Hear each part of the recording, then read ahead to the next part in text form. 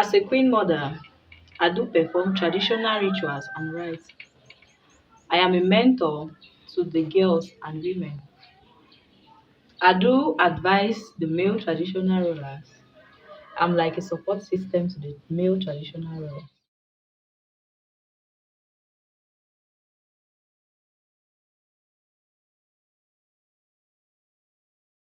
I think traditional leadership have a lot to contribute in building resilience at the community level. The traditional setup have instruments that give leaders the powers to take decisions in the society.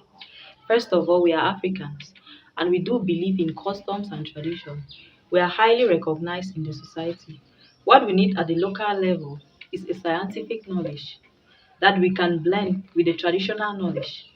To do this, we have to be empowered so that we can communicate with our community. Climate change is visible in our community. Sacred forests and sacred forests are disappearing and streams are running dry. I think it's time to put traditional leaders and institutions to use to combat our climate change crisis. Hello, everyone, and welcome to Voices of the Landscape, Cameroon's traditional leaders in restoration. Organised in partnership with the Global Landscapes Forum, Walinda Lingo, and GLF Nkambe chapter. My name is Augusta Senenssie. I am the founder and head of research at Walinda Lingo, and I will be your moderator for today's session. First of all, I would like to thank Maya Jacqueline Nfomi, Queen Mother in the Palace of Ndu, and Head of Hygiene and Sanitation at Ndu Council. She's really set the scene for today's session. Today, we will be exploring how the critical role of traditional leaders, in this case, the role of chiefs and queen mothers, the role that they play, in mobilising a strong community response to climate action, and in the success of community-led restoration projects. We'll be hearing from the stories of Nkambe, a city in the northwestern region of Cameroon, and home to the oldest traditional chieftaincies in the country. It is also where our GLFX chapter collaborators are based. To help us understand more about the importance of traditional rulers in communities like Nkambe, I would now like to share the reflections of Mfor Blessing Ubuntu, GLFX and Nkambe chapter facilitator, who will give us an insight into the central role traditional rulers play in African society.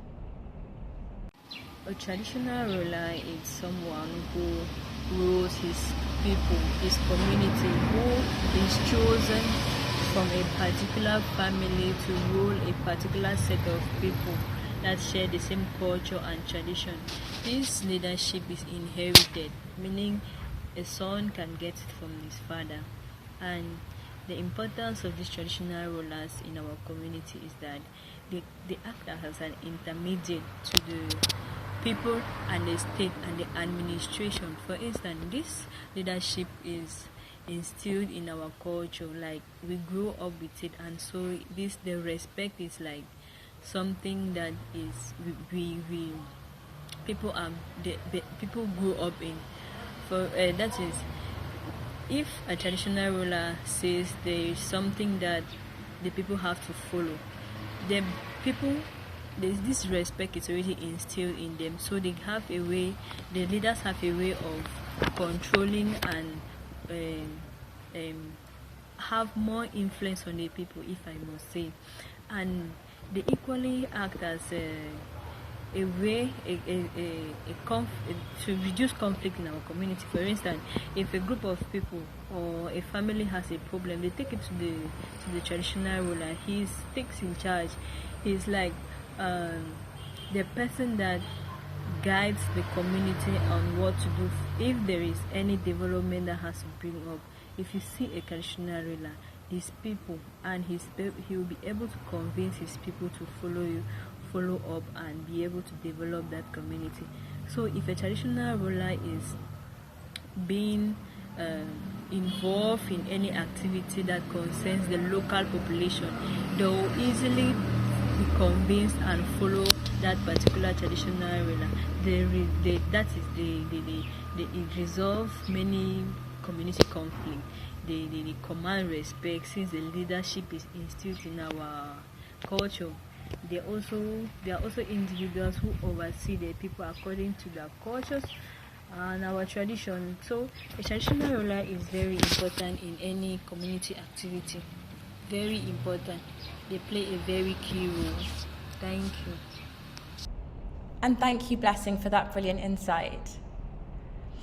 And much like Blessing, GLFX and Nkambe chapter have done an incredible job at engaging their community and traditional leaders in their restoration projects. Given how crucial traditional rulers are in the long-term success of climate action and in education in rural African communities, we have centred today's discussion on this chapter's story in the hopes that we can learn from them and their work and how they have been able to build a meaningful relationship with their traditional rulers. Now, I'm delighted to welcome two of our opening panellists, Blessing Mbunto and Ikoaba Sivi. Ikoaba, Blessing, welcome. Thank you. Very Great. much.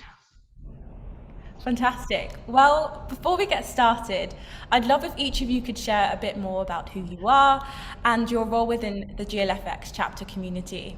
Ikoaba, let's start with you. Thank you, Anna, our moderator. My name is Ekoba Sivi Ngongwe, an educationist pursuing master program at the University of Bamenda, and a member of UDO Cameroon, and a project manager of GLF Nkambe. I'm an advocate for Global School Program 2021-2022 January, and currently I'm an ambassador for International Youth Conference. In regard to my role as a project manager in GLF Nkambe, I collaborate with the entire coordination on project designing, implementation, follow-up, and evaluation of all the restoration activities. Thank you. Wow, brilliant. Thank you so much, Ikoaba. Blessing, what about you? I'm for Blessing Bonto from presently at the University Institute of Wood Technology, Mbamayo, studying environment and sustainable development. I'm a forestry technician and a green ambassadorship, African Green Ambassadorship, and GLF Nkambe program facilitator and a member of UDO Cameroon. Amazing. Thank you so much, Blessing. Now, Ikoaba, Blessing, could you meet? Oh, perfect. Thank you so much, Blessing. Now, Ikoaba, I think it would be helpful if you could tell us a bit more about your work as a GLF chapter. Maybe you could start by telling us a bit about what a GLF chapter means and maybe give some examples of some of the projects you're working on. All right. To be a GLF chapter means being able to engage with communities and being able to make voices from local communities to reach out to the world. As a chapter, our landscape restoration starts from our tree nursery, where we collect, sort, and reuse plastic waste to grow exotic forestry, agroforestry, and native trees. We empower youth and farmers in vegetative propagation techniques like grafting, budding. We are into plastic waste management and hoping to start recycling waste. You know, one of the biggest driver of landscape degradation is plastic. You bear with me that unlike in Europe, where most of the drinks such as whiskey are being packaged in bottles, but the case in Africa is different. Like the local whiskey, most of they are being packaged in plastics, which is causing us a lot of problems in Africa. Dear members, dear audience, eradicating plastic is the surest way to restoration. We have been working with other partners like the Nkambe Council, StoryDeaf, Nkambe Fish Farmers Cooperative, and schools to plant and grow trees in order to restore water and biodiversity. We have already planted trees in Biaye, Sakop, and Guayo water catchment areas.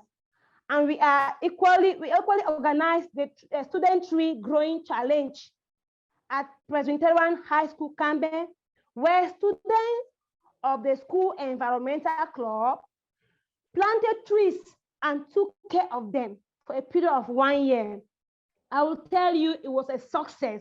I was happy seeing youth participating in restoration activities and also gaining the mindset of sustainability. We are taking the challenge into the community this year. That is moving from the school to the community. Last year, we completed the reforestation of Nkambe Council with 20,119 seedlings planted in 2.2 hectares of land and have created 2 additional fuel wood plantations for Kwendang Maxwell Enterprise of 1.1 hectares. This year, remember, we are in Cameroon. The beginning of September, we will start experiencing some dry season. So we will be organizing an open dialogue on landscape restoration, especially on the intelligent use of water. Thank you very much. Wow, brilliant. Thank you so much, Ikuaba, for that incredible submission there. It's incredible to hear all of the amazing contributions you're making in your community. I'd now like to recenter this conversation by reintroducing the focus of this session. How can we successfully involve traditional rulers in our restoration projects? Blessing, at the start of the session, you shared with us the important political and cultural functions your traditional rulers play in not only mobilizing your community, but on focusing on matters that they deem important. So I'm curious, have traditional rulers played a role in your restoration efforts? And if so, could you share some examples of some of the ways they've helped?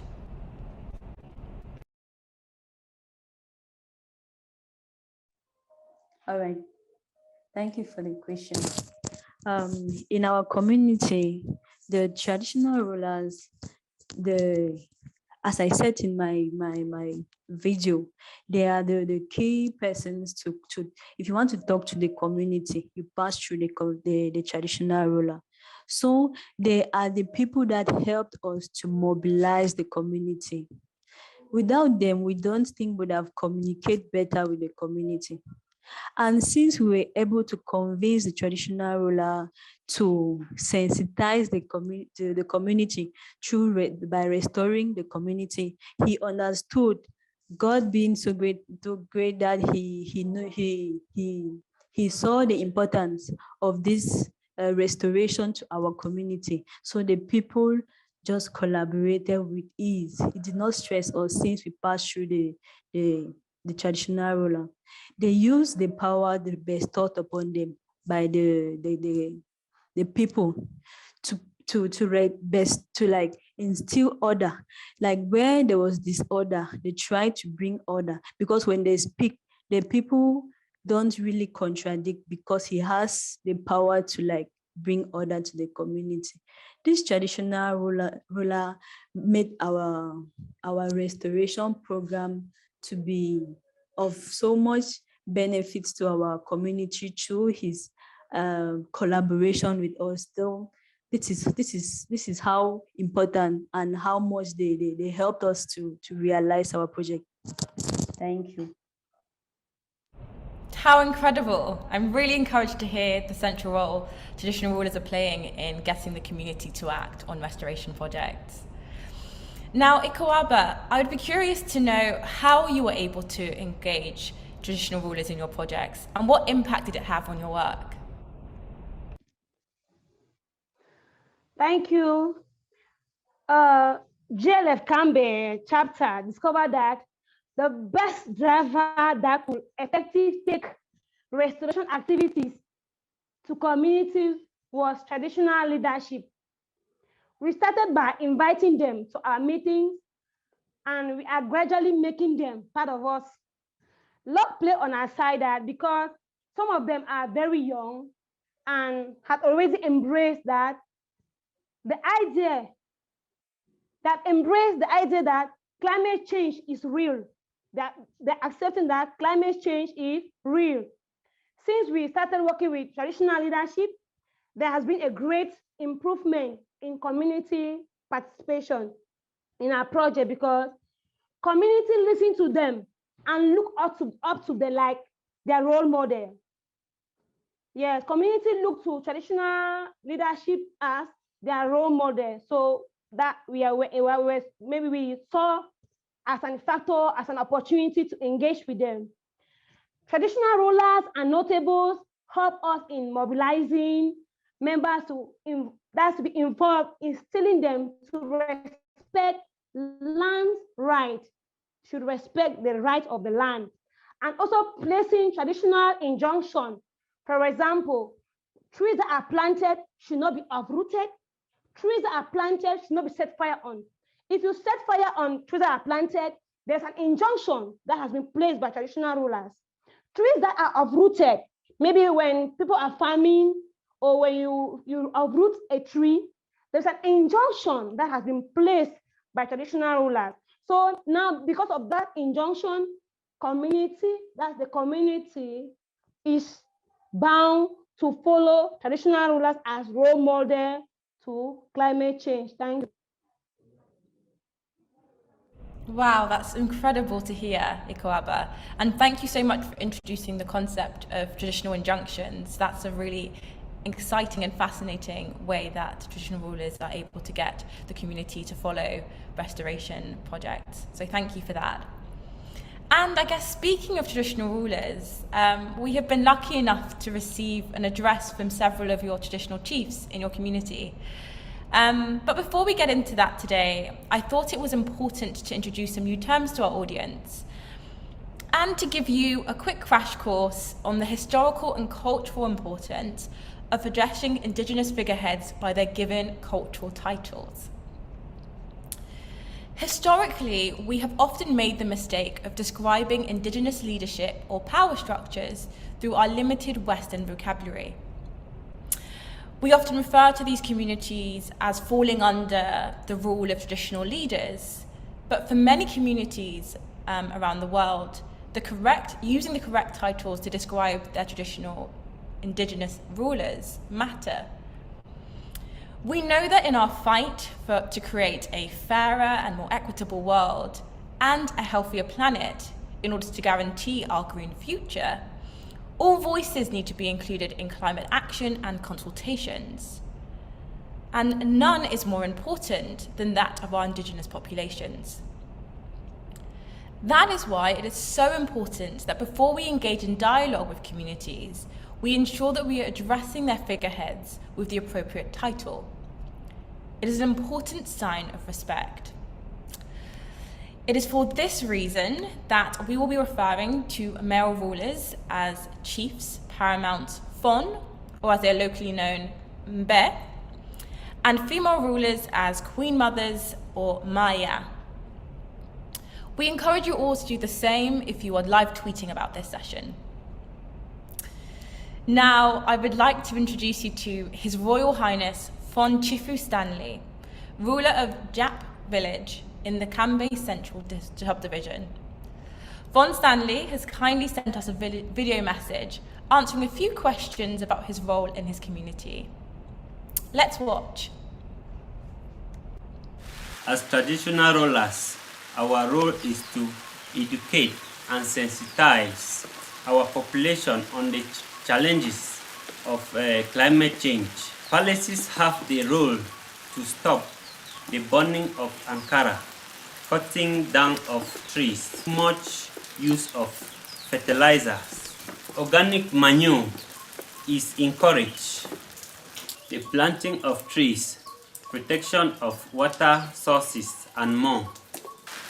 We use traditional injunction order to restrict activities on reserve forest. I own a tree nursery and a fuel plantation.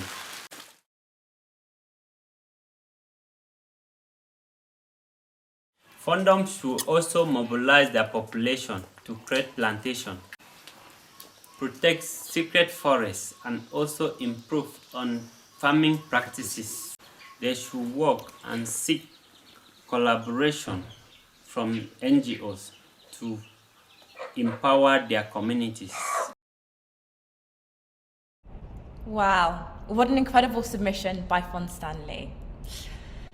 A central part of the conversation, often missing in our talks around Africa's worsening climate reality, is how we can sensitize and get people to feel invested in demanding climate justice and taking steps to restore our lost lands.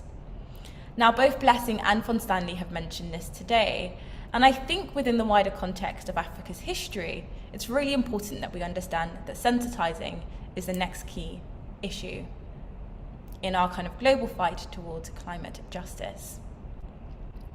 Now, Africa's story has been one of hardship, conflict, and lost ancient laws. We have spent so long fighting against occupation and adopting other stories and way of life as in a bid for peace, that we've also been driven from our rich histories of rulers and our strong relationships with the land. Environmental stewardship and protection that was once so embedded within our identities, lost. But for our ancestors, the mere force of rising temperatures destroying the rich and differing plains of Africa would have forced them into further action. So what's changed? Over time, this part of our story has been lost.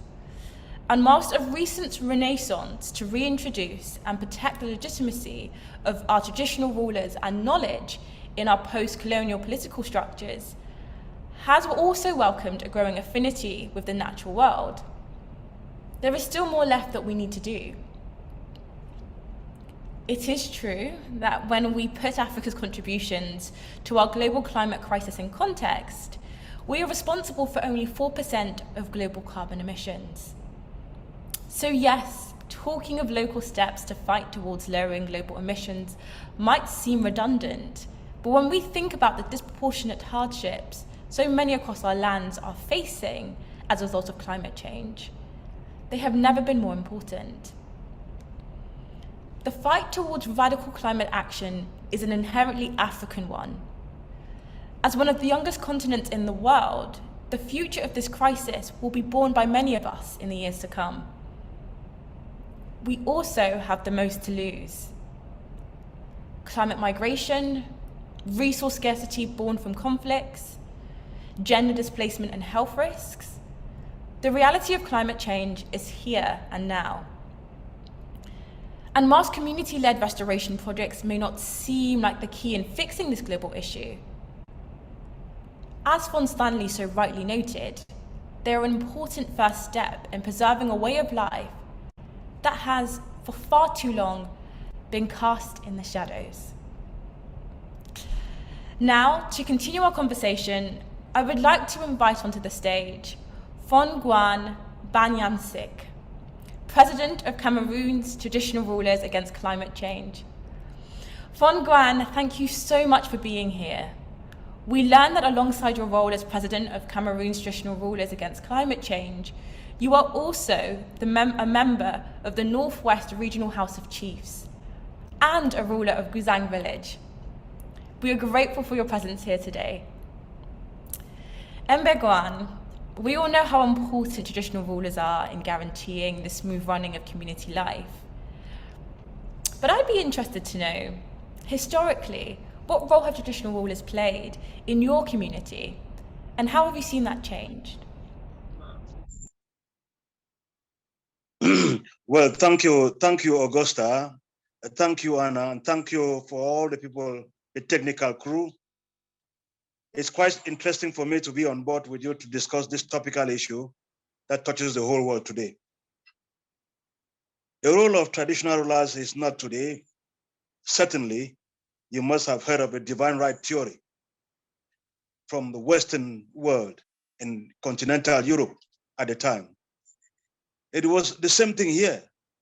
our individual kingdoms were autonomous, well-structured, stratified as a government until the coming of the Western world. Therefore, in their respective spheres, they had everything to do to keep the people together, not only governing them, but equally discussing with the gods for the betterment of their people and making the people, the society, a better place to live in.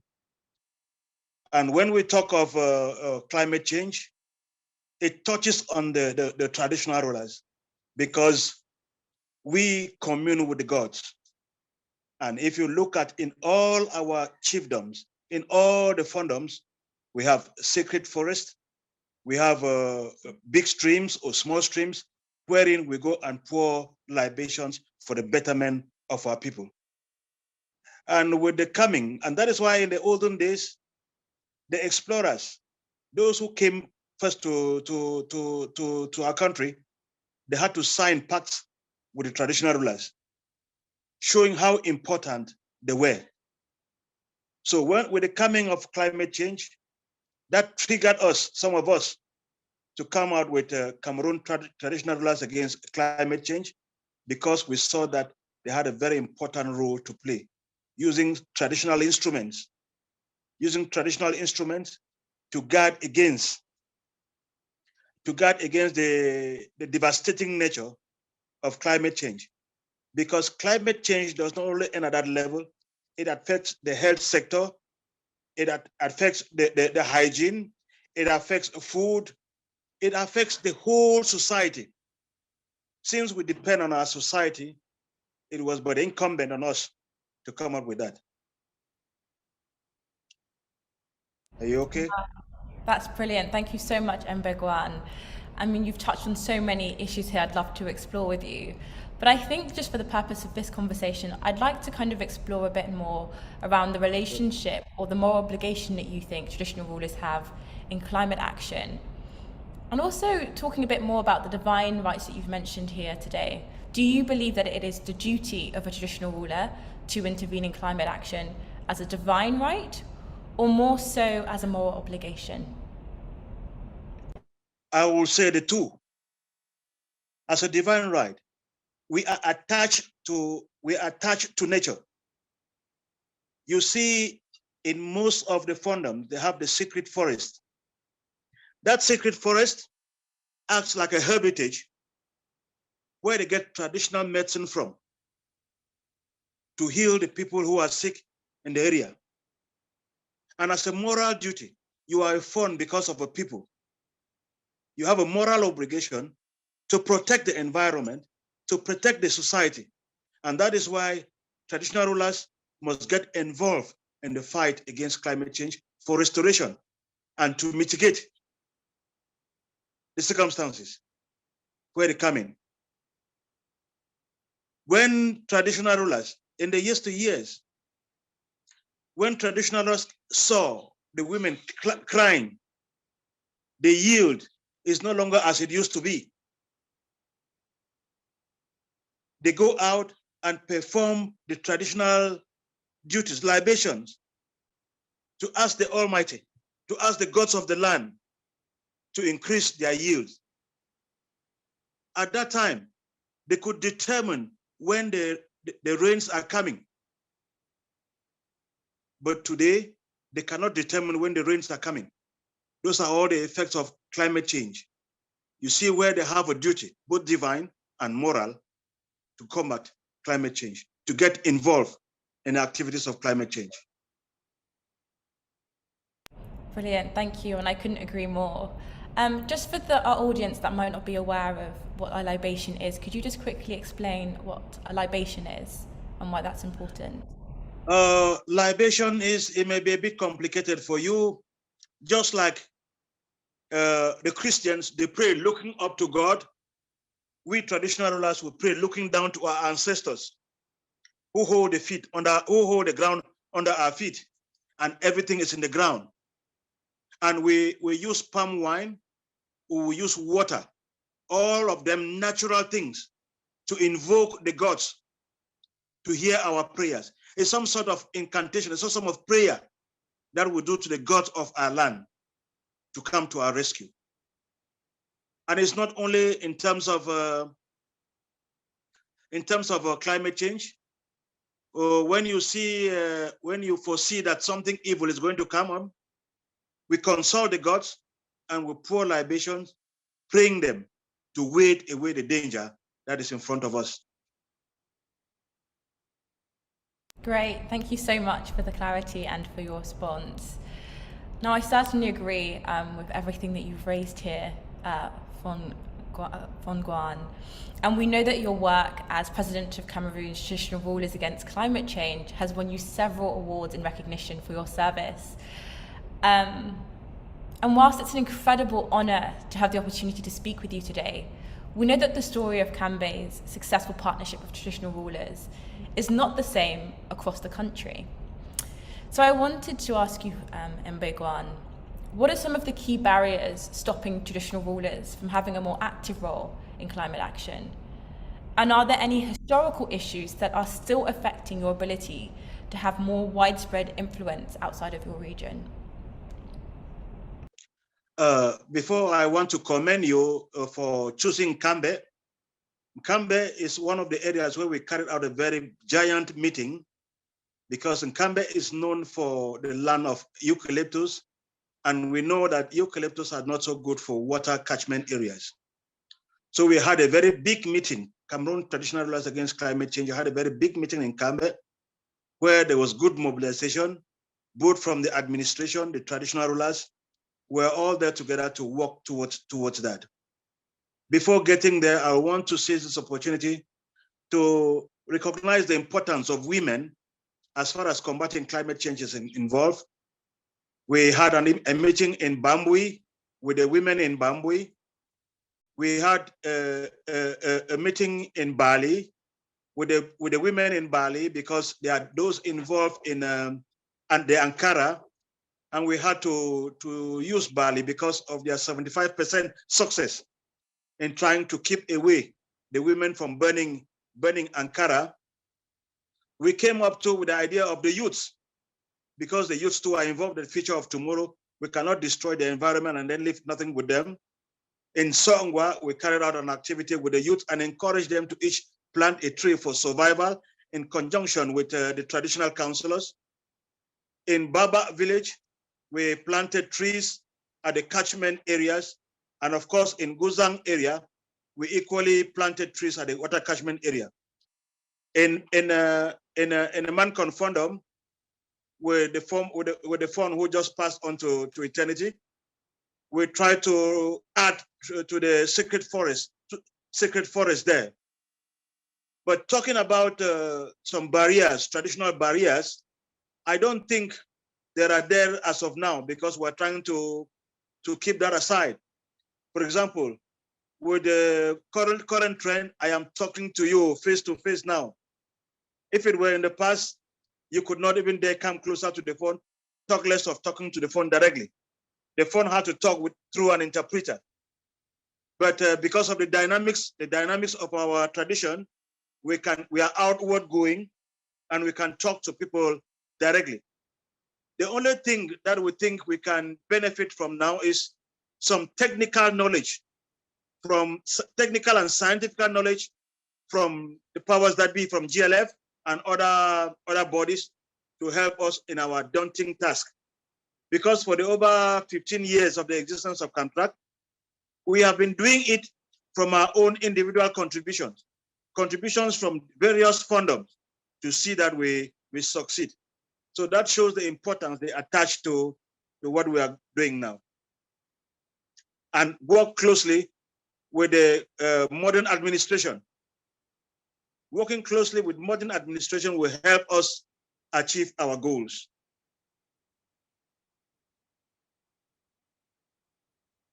Are you okay? Incredible, Mbegwan. Thank you so much for sharing with us today, and that was incredibly insightful. To conclude this part of the panel, I wonder if you could briefly share 2 things that you believe have been key in the success of restoration and partnerships in Nkambe. I know you've already mentioned some already, so maybe we could ask one thing that you think has been key. Say that again. It would be great if you could share one thing that you think has helped guarantee the success of restoration projects and partnerships in Nkambe. I think the education that was carried out and the involvement of the traditional rulers into it, I think that that's gone a long way to help them succeed. And you know that the traditional society is stratified. You get from a compound, you get to a quarter, and all of these have leaders. And once you get all of them involved, it goes right to the top. You will succeed. For example, if the phone of Njab gives an order with his traditional council, 1 man, 1 tree, you calculate the population of Njab, you see how many trees they will plant each in a year. And that's what we're looking for. Brilliant. Thank you get so it right? much. Yes, thank you so much, Mbe. And now Blessing Hello? and Ikwaba. Yeah, thank you so much, Wangwan. Now Blessing and Ikwaba, is there something you would like to add? What one thing do you think has helped guarantee the success of restoration projects? For me, All right. presently, I think. Blessing, are you on? Ikwaba, you can go first. you can Go start on. first. Okay.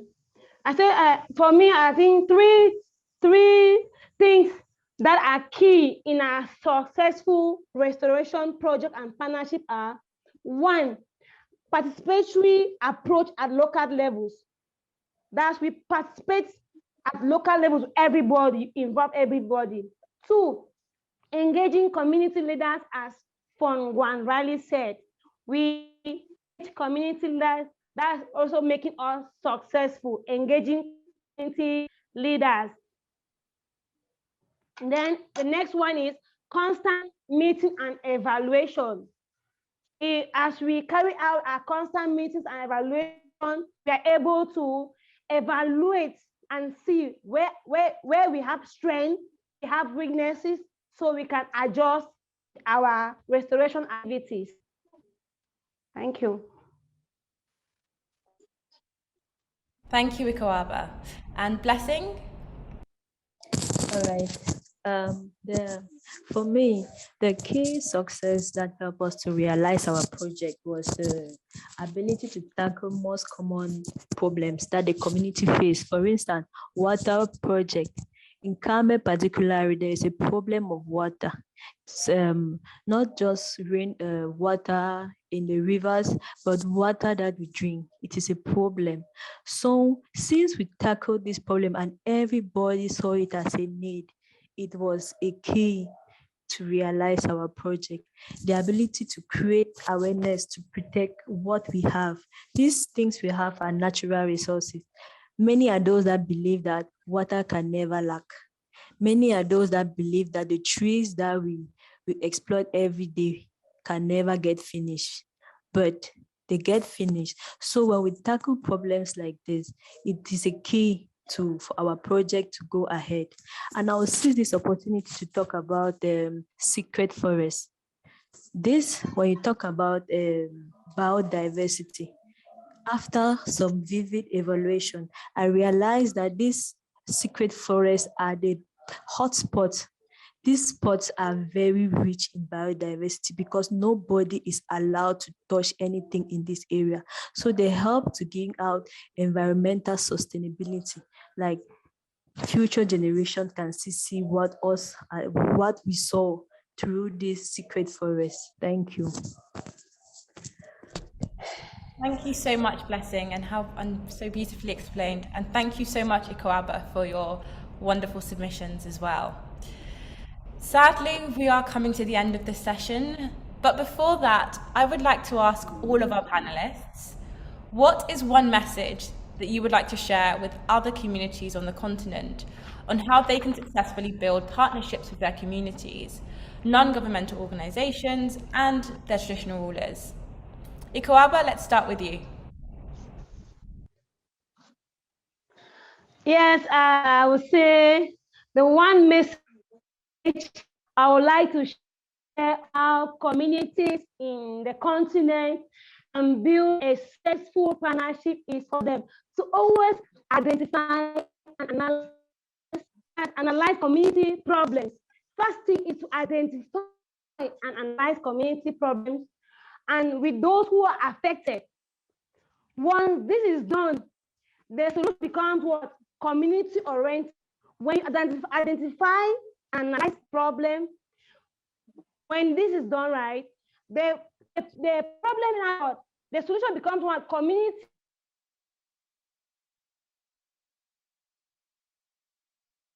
I'm sorry, I think we've lost Ikoaba there. We can try and see if she'll come back on. But in the meantime, Blessing, if you want to go next. All right. The most important message I would try to bring out here is that we should try to appreciate And every all. role to play.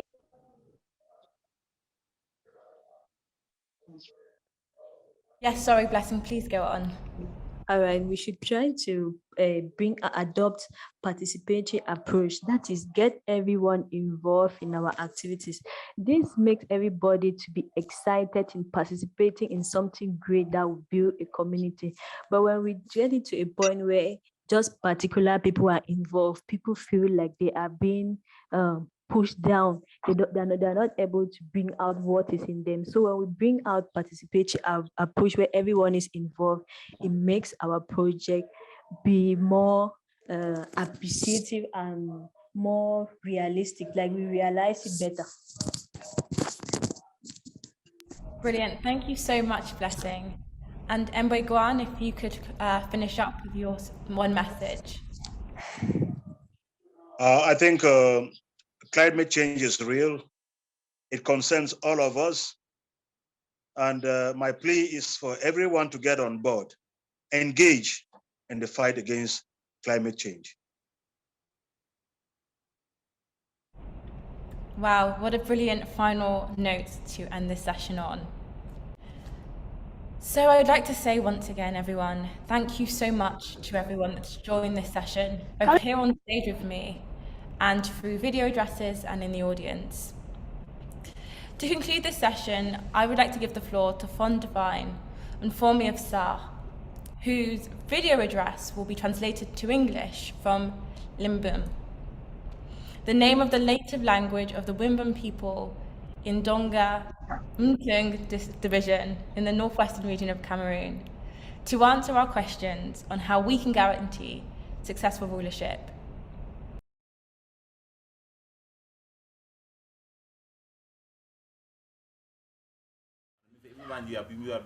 The reason why my community is moving is because when we want to have a discussion with the population, I send the messenger to the church, to the Muslim community, and even the youths, so that they can come to the palace and we discuss our issues. Even if it's to work on a road, or even if it's to plant trees where we have weather problems, we work together.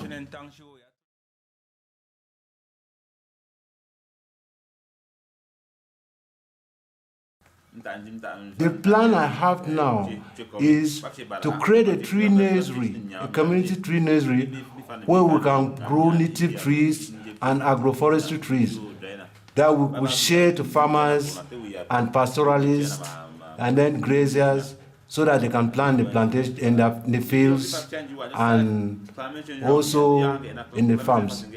Today we are facing the challenges of climate change, and we have decided, our plan is that in the palace we should be able to have a monthly meeting so that we discuss issues relating to climate change, so that we can even invite elders from somewhere to come and discuss with us.